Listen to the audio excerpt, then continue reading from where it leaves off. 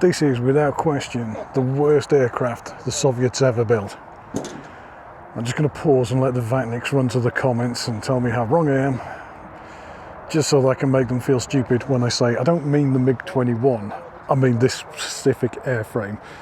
There's just something, if you know where to look, there's just a few things about it that give it a really kind of like, it's Friday afternoon lads, I just want to go home vibe. But the MiG-21, as an aircraft, as a design of aircraft, actually is pretty brilliant. And I do have a lot of positive things to say about it. So I get accused of being very Western centric. Just any time I say anything negative about anything that isn't a Western aircraft, or even when I say anything positive about a Western aircraft, I just get a load of stick in the comments from people who are like, oh, you know, like, it's not as good as this MiG or that MiG or whatever. Like, shut up. This is most definitely not a Western aircraft, and I've got a lot of good things to say. So let's point out a few of the features about this aircraft that I really like. In fact, what I'm going to do is point that out.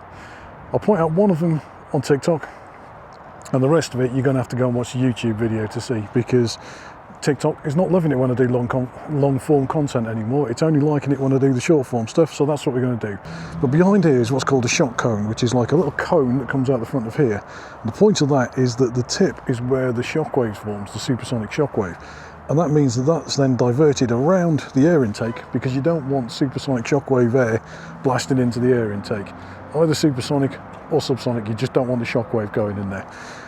But the thing is, that causes it to form out in an angle, and that means it diverts it. But if you change the speed, that changes the angle at which that shockwave's happening, which means you reach a point where the shock cone is now diverting it into the air intakes, which is not great. Now, on aircraft like the Lightning, it can't do anything about that. It just has to set it at where its optimal point is, and then that's just it. You just have to try and push through that speed as quick as you can, and don't hang around in that problematic speed. But this, on the other hand, what the Soviets did, which was quite clever, was that they made it so that you could adjust where the shock cone is. Initially, you could just manually move it to, like, I think it was 3 set positions, but in the later versions, like the BIS version, or BIS, however you want to say it, in later versions, it was actually automatic. So as you reach those airspeeds, it would change the position of the shock cone automatically to the most optimal point for that airspeed. So that's one of the things that I think makes this actually a fantastic airframe and a really clever bit of design.